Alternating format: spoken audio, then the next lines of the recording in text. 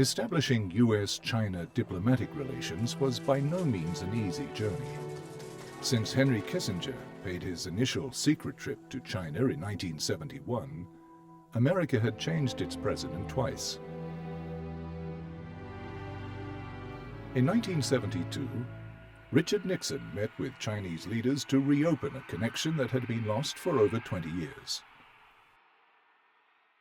Back in the U.S., Carter was seeing his political career take off, and he had been elected governor of Georgia. From his governor's office in Georgia, Carter watched Nixon's historic ice-breaking trip to China.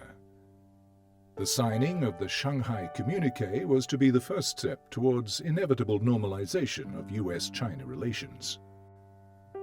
But upon returning to the U.S., Nixon would be unable to see his plan into completion.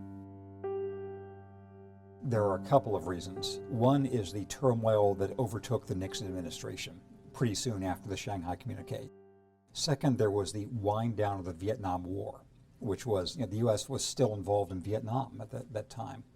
And third was the fact that an aspect of American politics that is not important now was important then, which was a lot of the old so-called Free China lobby. A lot of the people who had been very closely connected with the Taiwanese government under Chiang Kai-shek, had long-standing personal or business relations, and that made the change of China policy not an easy thing.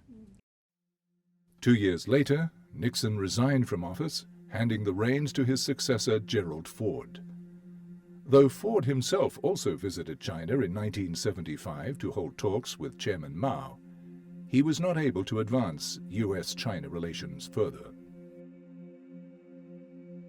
President Ford was much more vulnerable to the pressures from the Republicans, and the fact of the matter is that there were no negotiations for several years after the initial steps by Nixon and Kissinger between the United States and China.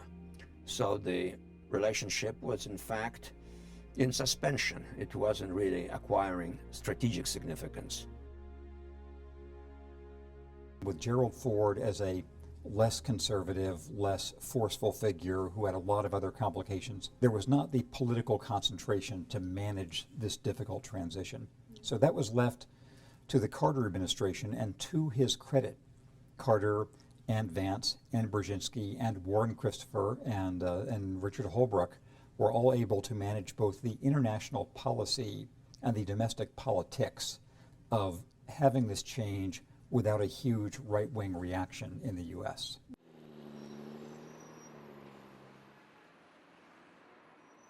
The relationship between China and the United States has now developed into the most significant diplomatic relationship in the world. We must continue to maintain mutual respect and work together to face the challenges of global warming and climate change, human suffering, terrorism, nuclear proliferation, regional warfare, and a global economic crisis that has shaken the international financial system. Historical review. In 2009, President Carter attended the 30th anniversary of the establishment of U.S.-China diplomatic relations. Though relations were established in 1979, it took 3 years to complete, beginning in 1977, from the very first year he became president.